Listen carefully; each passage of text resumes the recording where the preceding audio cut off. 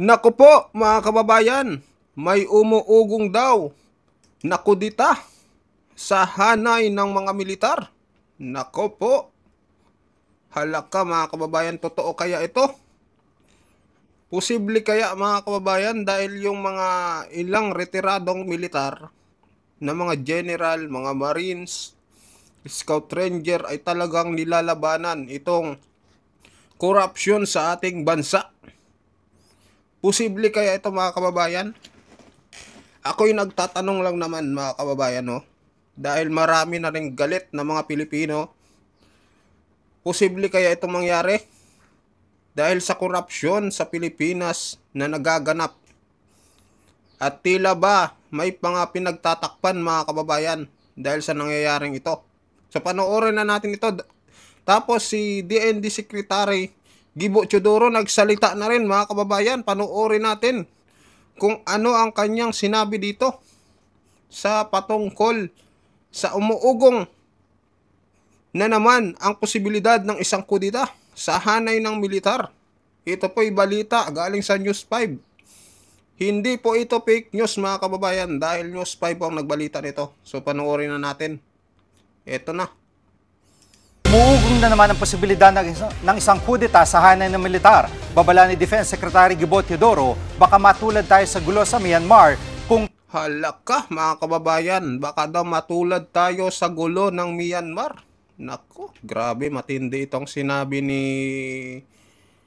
DND Secretary, Defense Secretary ng Pilipinas, si Gibo Teodoro, ay nagsalita na rin na baka daw matulad tayo sa Myanmar na nagkaroon nga ng military junta or kudita mga kababayan sa hanay ng militar doon sa Myanmar. Nako, anong masasabi nyo dito guys? So tuloy natin. Tuluyang mag-aakla sa mga sundalo. Nangunguna sa balita si News 5 Palace Correspondent Maricel Alili.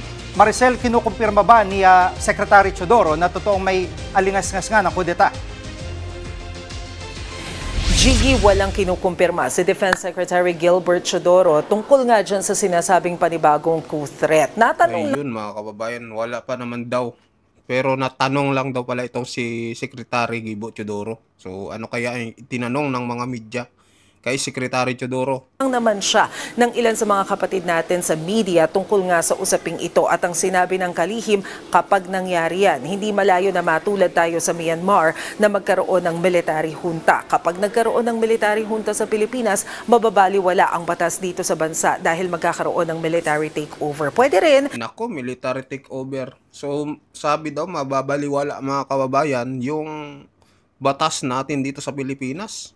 Sa palagay nyo ba may batas pa na nangyayari dito sa Pilipinas mga kababayan sa kaganapan ngayon, lalo na sa korupsyon na tila ba'y wala namang nakukulong mga kababayan? So mag-comment kayo kung ano masasabi nyo dito sa talagang sinabi nito ni Gibo Teodoro na hindi tayo kilalanin ng ibang bansa o yung tinatawag na diplomatic isolation. Maaari rin na mapatawan ng mga economic sanction. Matatandaan natin na nagkaroon ng military junta dyan sa Myanmar nung umabot sa punto na kinu-question na yung naging resulta ng kanilang halalan. At sa puntong yun, maging yung ASEAN Summit pinagbawalan na dumalo ang junta leader doon sa nasabing pagtitipon. Natatandaan natin, nagpunta tayo sa ASEAN Summit dyan sa Laos, dyan sa Malaysia at wala ngang kinatawan ang bansang Myanmar ng mga pagkakataong yan. Pakinggan natin ang sinabi ni Secretary Teodoro.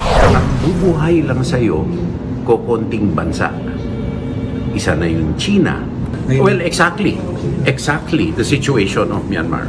And I don't think Filipinos would like that. No. At the end of the day, any extra-constitutional move means kung sino ang pinakamalakas na firepower, siya mamumuno. Yan labag sa ating kagustuhan na maging malaya, no? Kaya be careful for what you pray for, you may just get it. Jiggy, nito lamang nakaraang buwan ay kinumpirma nga rin ng AFP Chief of Staff na si General Romeo Browner na nagkaroon din talaga ng ilang mga retiradong general na nananawagan para i-withdraw yung suporta sa kasalukuyang administrasyon. Pero nun din naman ay sinabi nilang hindi yan nagtagumpay. At sa panayam nga sa DZRH, sinabi rin ni General Browner na nananatiling tapat ang mga militar sa konstitusyon at pinag-aaralan nila kung meron nga bang mga posibleng kaso na maisampa laban dito sa mga sinasabing taong nananawagan para sa withdrawal of support. Narito ang sinabi ni General Browner. Nananawagan ako sa ating mga kababayan na wag na pong idamay ang armed forces. Please shield the armed forces from the political environment. Again, pag nakialam po ang armed forces of the Philippines, hindi po maganda para sa ating bayan. Sa panig Mga kababayan, no? Matindi itong sinabi ni General Browner, mga kababayan. Huwag na nanawagan sa taong bayan na huwag na daw isali ang AFP sa politika. Nako. Ibig sabihin, mga kababayan, wala na tayong aasahan pa sa AFP. Dahil nga ay nanawagan na siya sa taong bayan na huwag na daw isali sila sa politika. So, nangyayari ngayon, pababayaan na lang ba itong korupsyon na nangyayari sa Pilipinas, mga kababayan? So, mag-comment kayo dito sa kanyang pahayag. Dito sa kanyang sinabi, mga kababayan, anong opinion nyo dito? Tama ba ito ang kanyang desisyon na huwag nang makialam sa politika, mga kababayan? So, ito ang kanyang pahayag, yung kanyang sinabi, no? So, tuloy natin. naman ng Malacanang, sinabi nga ni Undersecretary Claire Castro na importanteng maging mapanuri pa rin sa mga lumalabas na impormasyon at huwag basta-basta maniwala. Narito ang kanyang sinabi. Ito ba ay galing sa mga obstructionists, fake news peddlers? Kung ito po ay kumakalat at nakita nyo kung saan galing at maituturo nyo na malamang ito ay mula sa mga nagnanais na paalisin ng Pangulo sa pwesto, huwag po natin paniwalaan. Pero handa naman po ang gobyerno sa anumang maaaring palaki nila. Yan muna ang latest. Balik sa iyo, Jiggy. Yan ang ulat ni Maricel. Mga kababayan, matindi ito, no? Talagang, andito kasi sa Pilipinas, mga kababayan, watak-watak tayo. Kaya, itong mga politiko ay pinaglalaroan na lang tayo. May DDS, may Pinklawan, may Dilawan, may Loyalista. Ano pa ba? May Liberal Party, may CCP, NPA. So kaya watak-watak, mga kababayan, walang pagkakaisa. Kaya itong mga politiko, sinasamantala na lang ang itong kahinaan ng Pilipino, mga kababayan. Kaya ganito ang nangyayari. Pinaglalaroan na lamang tayo dito sa Pilipinas. Talagang walang mangyayari dito kung walang pagkakaisa. Talagang itong corruption na nangyayari sa Pilipinas, hindi ito masusugpo. So, ayun, mga kababayan, mag-comment kayo dito sa pahayag, no, na posibleng umuugong na posibilidad na kudita. Dahil nga, mga kababayan, itong mga retiradong general ay naglalabas lang ng saloobin nila patungkol dito sa korupsyon na nangyayari. Tapos, ang mangyayari pa, mga kababayan, ay kakasuhan pa di umano itong mga retiradong opisyal na lumalaban daw sa gobyerno. Itong pahayag ni General Browner, panoorin natin Ito, sabi dito, PNP pinag-aaralan na ang kaso versus mga retiradong militar sangkot sa panawagang pag-aklas. Nako, mga kababayan. Anong masasabi nyo dito na kakasuhan? Ano na ito? PNP, AFP versus retiradong militar. At sinabi niya rin dito yung mga individual na nananawagan daw ng nananawagan sa mga military na sumama daw sa kanila. Nako, mga kababayan, panoorin nyo ito kung ano ang kanyang pahayag. Well, yun nga po, yung ating Philippine National Police, particularly yung CIDG ay pinag-aaralan po kung ano po yung pwedeng mga kaso na ipataw sa mga, hindi lang po sa mga retired generals, pero lahat po ng mga individual na nananawagan po sa ating armed forces na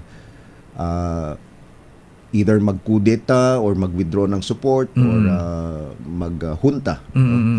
Although hindi po ginagamit yung mga words na ito, pero yung pong nananawagan sila sa AFP, no, na makialam na, ay sana po talaga ay wag na nating isipin ito. Kasi again, pag nakialam po ang Armed Forces of the Philippines, hindi po maganda para sa ating bayan.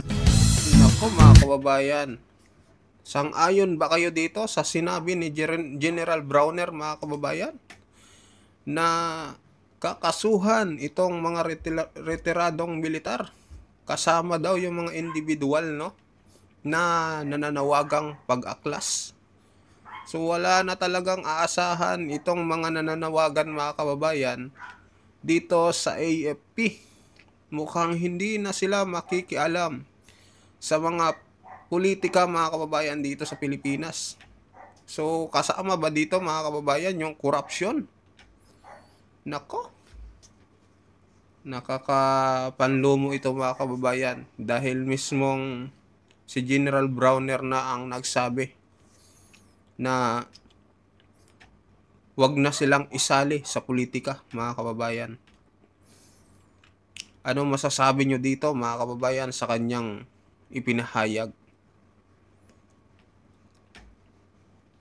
Mag-comment kayo kung ano masasabi nyo dito mga kababayan sa kanyang pahayag na panawagan na wag na silang isali.